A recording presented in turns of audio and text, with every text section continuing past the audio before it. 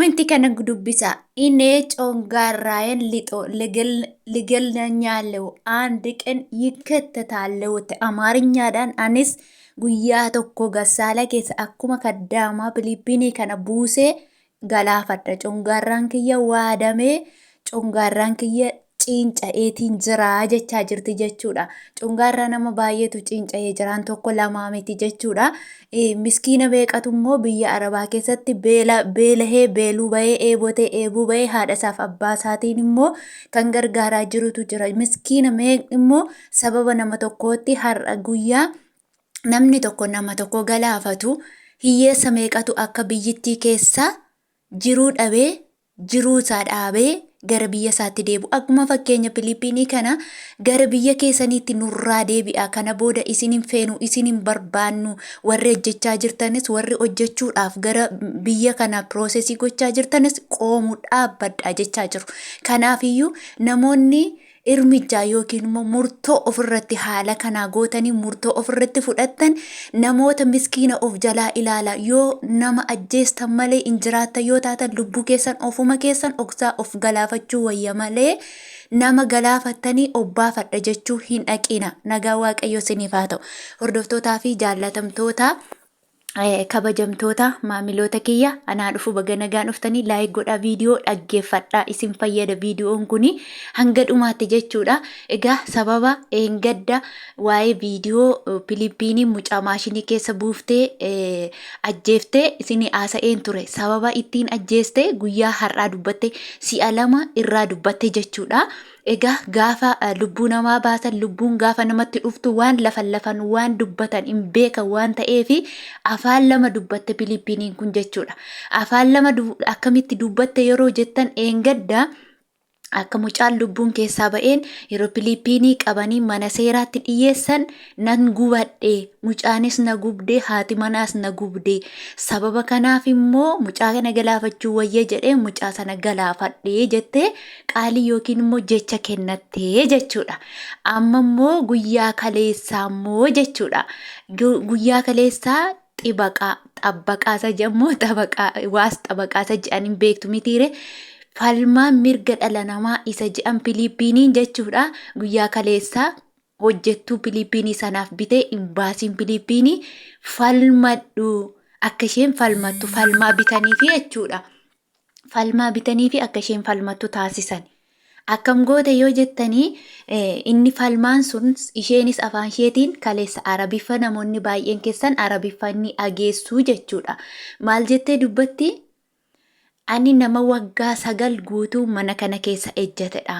Waggaa 9 guutuu hojjedheetanii mindaa kiyyaa waggaa 9 naaf hin kennine. Ammoo gaafan waggaa 9 fixee galuudhaaf ka'u mindaa koo naa kenna. Gara biyya koottis na galchaan jedhe. Ani si'a takkayyuu waggaa 9 keessa takkitti illee biyya koo hin galle. Ani nama haadha ijoollee 3 ijoollee 3 guddisaa jirudha jette. Kanaafiyyuu mucaa isaanii gaafa ani galuuf jedhu gaafa mindaa waggaa 9 gaafadhu isaan immoo mucaa isaanii ofuma isaanii ajjeesanii ana miti sobanii gassaalaa keessa kaa'anii mucaan ofii du'e. Ofii duunaan geessanii gassaalaa keessa kaa'anii mucaan durumaanuu fayyaa hin qabu dhukkubsataadha jette qaalii kennatte malee isaantu diraamaa kana narratti ba'e malee ani mucaa kana hin ajjeefne nama waggaa 9 bira ejjetedha jette. Dhugaa dubbachuu fi namni tokko waggaa 9 guutuu mindaa malee sanuu Philippiinii hin argitu. Namni kun nama tiktookii illee fayyadamtu nama miidiyaa irra jirtu nama onlaayinii irra argitu nama dubbisuu dandeessu nama ijoollee ishee dubbisaa jirtu okatteetu waggaa 9 guutuu birrii malee hojjette amma dhugaadha jechuun dhugaan ilma waaqayyooti garuu jechuudha. Namni tokko gaafa dhugaa haaluuf ka'u mee akkamitti akka inni itti haalu mee ilaalame dhugaa dubbachuuf namni tokko miidiyaa otoo hojjetu amma waggaa 9 miti ijoollee baay'ee mindaa keenya dhabne jedhanii kan bu'an baay'eetu jira.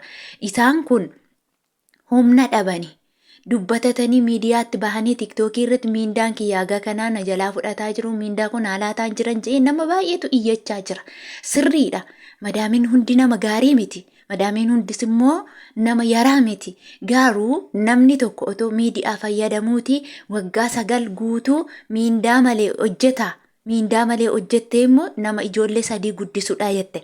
Ijoollee 3 waggaa 9 jettee ijoollee 3 sana eenyutu guddisa? Abbaan otuma irra jalaateeyyuu akkamitti waggaa 3 guutuu mindaa otoo hin fudhatiin ijoolleen ishee guddatanii fi akkamitti immoo miidiyaa otoo fayyadamtuuti gaaf tokko miidiyaa irratti baatee ani nama mindaan kiyya kennamuu fi didee miti jettee dubbatu maaf hin dandeenye. Akkasumas immoo jechuudha. Philippiiniin dhugaa dubbachuuf yoo argitaniitu ta'e ani mana kana dhufteetti dhugaa ilma waaqayyoo sobee miti.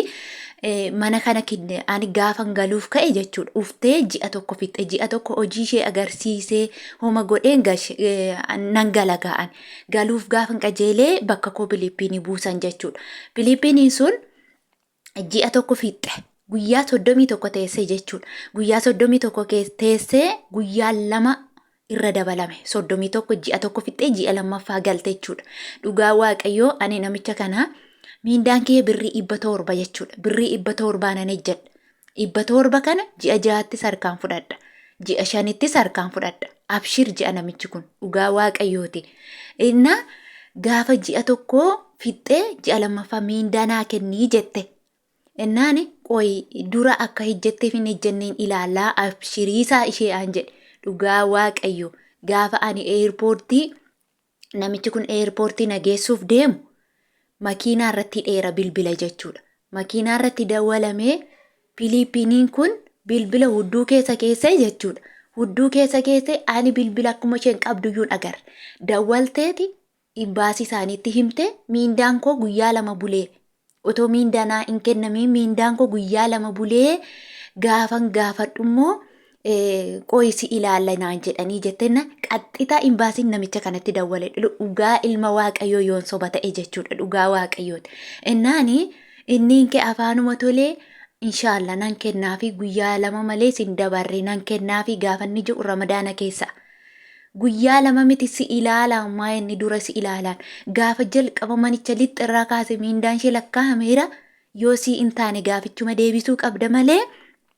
Si ta'eera taanaan nan si ilaalaan hin jiru jee dhugaa waaqaati. Indoom nama waggaa 9 taa'u miti Philippiiniin. Waggaa 9 nama mindaa malee ejjetu miti. Akka keenya miti isaan. Imbaasiin isaanis akka keenyaa miti.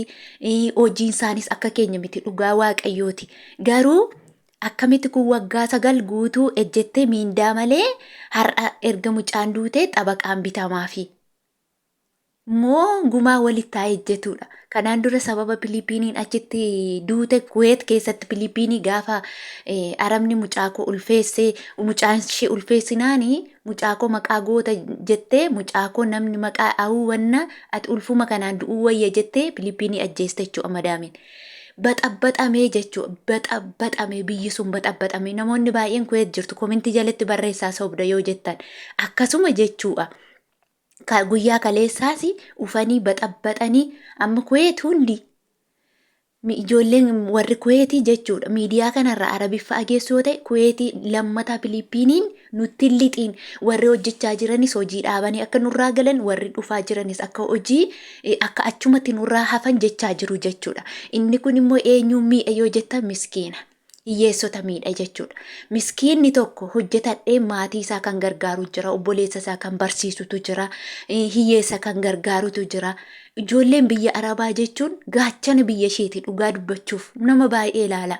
Nama rakkattoota meeqa biyyarraa kan gargaaraa jiru shamarran biyya arabaa dubartoota dhiirota biyya arabaa jiran jechuudha. Warra biyya keessaa miti. Kanaafuu namni fakkeenya akkantalitti koomentii irratti aniyyuu nan ajjeesa ture jettu kanaa jechuudha. Obboleettiin kun afaan keenyan dhageessu malee namoonni akkashee baay'eetu jira jechuudha. Anis otoon akkas godhee ajjeese obbaafadhe kan jettan jirtu jechuudha. Kanaafuu obsitanii waaqayyo harka koo naa eegi yaa waaqayyo obsa naa kenni sabrii naaf kenni keessa na dabarsi jedha waaqayyoon kadhadhaa malee anis otoon akkas godhee hin jedhiina. Sababa nama tokkootti biddeena nama meeqaatu cufama jechuudha. Dhugaa rabbi. Nama meeqatu beelaaf saaxilama, nama meeqatu rakkinaaf saaxilama jechuudha. Sababa nama tokkootti. Kanaafiyyuu namoonni murtoo akka kanaa fudhattan of eeggadhaa. Waaqayyoon kadhadhaa. Baduun gaarii ta'ee otoon taane yoo baddan biyya keessanitti galtu hojii dhiistu malee wanta taatan hin qabdan. Namni nama ajjeese immoo yoomiyyuu taanaan xabaqaan bitamee bitamuu baate lubbuumaan ba'a jechuudha. Kanaafiyyuu of eeggannoo guddaa go'aa namoonni aartanii miira keessa galtanii waan akka kanaa gootan isiniin jechuun barbaada. Dhugaan ilma Waaqayyooti, isaan kana Waaqayyo dhugaa isaanii haa baasu. Maalumaafuu of eeggannoo gochuu qabna nuti.